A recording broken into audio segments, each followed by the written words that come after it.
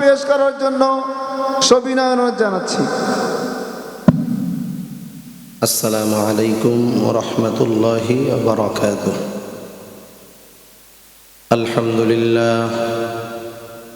আলহামদুলিল্লাহি ওয়া কাফা ওয়া সালামুন আলা ইবাদিহিল্লাযীনা ইসতাফা। أما بعد فأعوذ بالله من الشيطان الرجيم.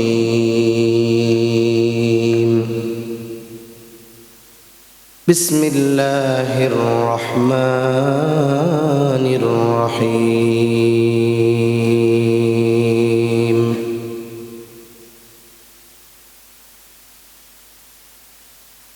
من عمل صالحا من ذكر أو أنثى وهو مؤمن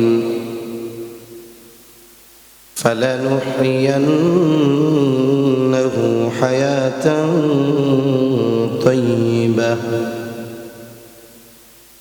ولنجزينهم أجرهم بأحسن ما كانوا يعملون.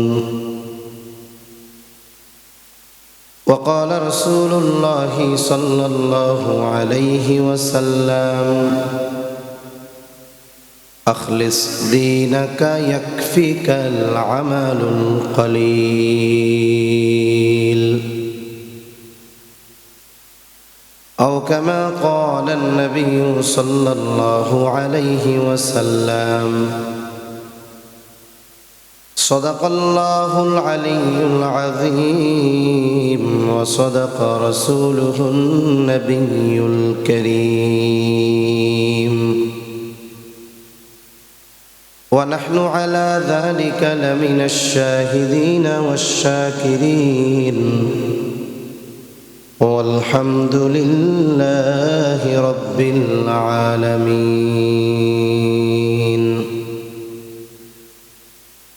سبحانك لا علم لنا إلا ما علمتنا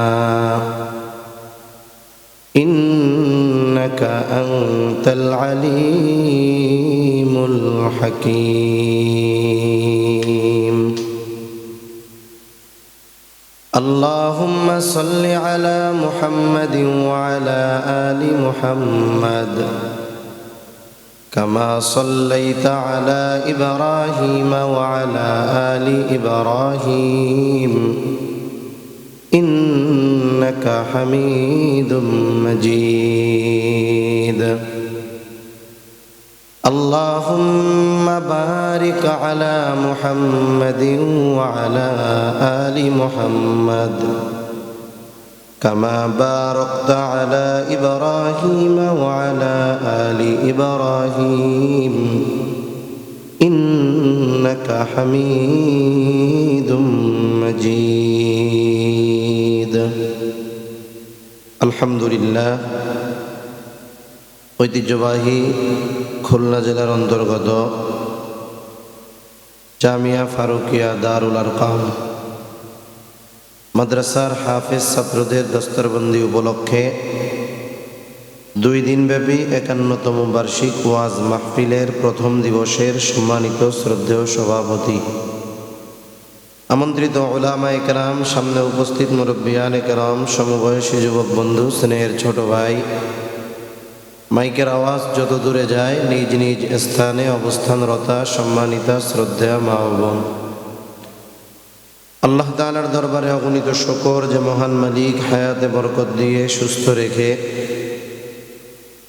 মুফতি ইব্রাহিম খলিল বিক্রমপুরী হাফিজাহুল্লাহ হযরতের সুললিত কণ্ঠে খুবই গুরুত্বপূর্ণ কথা আপনারা শ্রবণ করেছেন।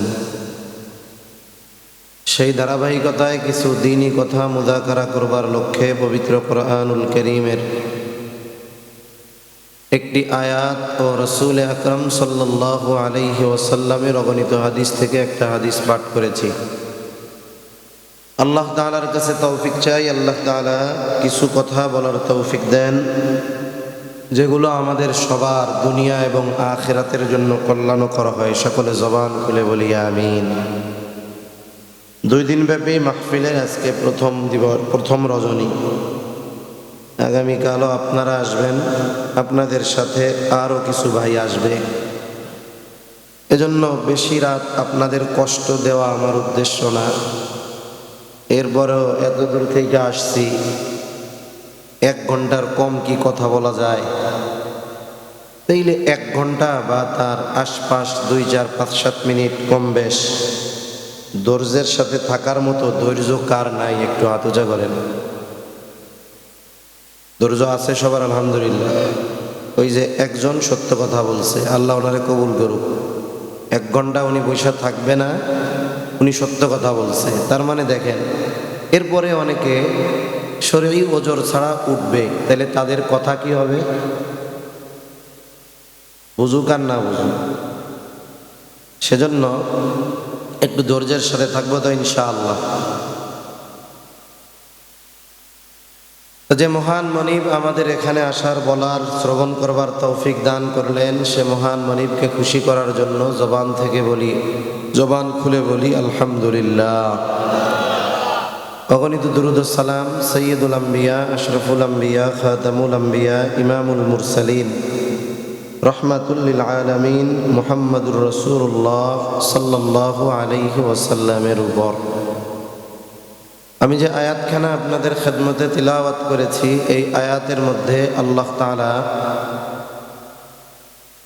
নারী অথবা পুরুষ যদি ইমানদার হয় আর নেক আমল করে, তাহলে আল্লাহ তাআলা ওই নারী আর পুরুষকে 2 ধরনের পুরস্কার দেওয়ার ঘোষণা দিয়েছেন। ইমানদার নারী পুরুষ যদি নেক আমল করে, তাহলে পুরস্কার কয় ধরনের? জবান খুলে বলেন। 2 ধরনের। সহিহ মুসলিমের মধ্যে আসছে, হযরত আনাস রাদিয়াল্লাহু তাআলা আনহু থেকে বর্ণিত, সৎকর্মের প্রতিদান এই শিরোনামে রাসূলুল্লাহ সাল্লাল্লাহু আলাইহি ওয়াসাল্লাম বলেন, যখন কোনো ইমানদার নেক আমল করে, হোক নারী বা পুরুষ, আল্লাহ তাআলা এই ইমানদারের নেক আমলের কিছু প্রতিদান দুনিয়ায় দেন, পূর্ণ প্রতিদান আখিরাতে দিবেন। এই দুনিয়াতে বেঈমান যারা, এরাও কিছু ভালো কাজ করে, মানুষের উপকার করে, দান সদকা করে, রাস্তা ঘর কাপড় চাপড় এগুলো মানুষকে দেয়, বানায় দেয়, রাস্তা ঘর বানায় দেয়। এই যে তারা যে ভালো কাজ করতেছে, নবীজি বলেন তাদের এই ভালো কাজের প্রতিদান যা দেওয়ার আল্লাহ দুনিয়ায় দিয়ে দিবেন। আখিরাতে যদি নেক কাজের প্রতিদান পেতে হয়, তাহলে ঈমান লাগবে, কোনো সন্দেহ নাই। আল্লাহ তাআলা আখিরাতে আমাদের নেক আমলের পূর্ণ প্রতিদান দিবেন। আল্লাহ বলেন, ওয়া ইন্নামা তুওয়াফাউনা উজুরাকুম ইয়াউমাল কিয়ামা। কিয়ামতের দিন আমরা দুনিয়ায় যে কর্মগুলো করেছি তার পূর্ণ প্রতিদান দিবেন কে? আল্লাহ। তবে পাপের কাজ, গুনার কাজের ক্ষেত্রে আল্লাহ সুবহানাহু ওয়া তাআলা যদি চান, ওই পাপের কারণে দুনিয়াতেও কিছু শাস্তি দিবেন, আখিরাতেও দিবেন। ইমানদারের ব্যাপারে যদি আল্লাহ চান, দুনিয়াতে দিতেও পারেন, নাও পারেন, আখিরাতে আল্লাহ মাফ করে দিতে পারেন। সেই ক্ষমতা আল্লাহর আছে না নাই? আর যারা বেঈমান, তাদের পাপের কারণে আল্লাহ তাআলা দুনিয়াতে শাস্তি দেন আর না দেন, আখিরাতে তাদের পাপের পূর্ণ শাস্তি দিবেন কে? আল্লাহ। এখানে আল্লাহ তাআলা নারী আর পুরুষের ইবাদতের প্রতিদান ঘোষণা করে কোনো তারতম্য করেন নাই। যদিও নারী আর পুরুষের মধ্যে মৌলিকভাবে পার্থক্য নাই। বলতে পারেন কি কোন মৌলিকভাবে পার্থক্য নাই? আগে জানতে হবে যে আমাদের মূল কি। একটা মানুষ দেখতে যত সুন্দর হোক, গড়ন গঠন যত ভালো হোক, শিক্ষাগত যোগ্যতা যত বেশি হোক, ধন সম্পদ পদ পদবী যত বেশি থাকুক না কেন, বলেন তো লোকটার এই দুনিয়ায় পাওয়ার মূল্য কতক্ষণ? বলে দেহের সাথে রূহ আছে যতক্ষণ। এই দেহ থেকে যখন রূহ বের হয়ে যাবে, সুন্দরীর সৌন্দর্যের কোনো দাম নাই, চেয়ারম্যানের ওই পদের কোনো দাম নাই, টাকা পয়সাওয়ালা মিলিয়নার বিলিয়নার তার ওই পয়সার কোনো দাম নাই। তাহলে দুনিয়ায় সব কিছু অচল সচল কতক্ষণ? যতক্ষণ রূহ আছে। এই রূহের পরিচয় আল্লাহ তাআলা কোরআনে দিয়েছেন। আমার আগে মুফতি ইব্রাহিম খলিল বিক্রমপুরী ভাই আলোচনা করছেন না, 3 প্রশ্ন নিয়ে আসছে নবীজির কাছে। উনি একটা প্রশ্নের কথা মনে হয় বলছে, আসহাবে কাহাফের কথা। এই 3 প্রশ্নের মধ্যে একটা প্রশ্ন হলো রূহ কি জিনিস, রূহ কি জিনিস। উনি তার এই কথাগুলো বলে নাই, বলছে নাকি রূহ? 3 প্রশ্নের একটা প্রশ্ন হলো রূহ কি জিনিস। আল্লাহ তাআলা রূহের পরিচয় দিয়েছেন। ওয়ায়াসআলুনাকা আনির রূহ, আল্লাহ তাআলা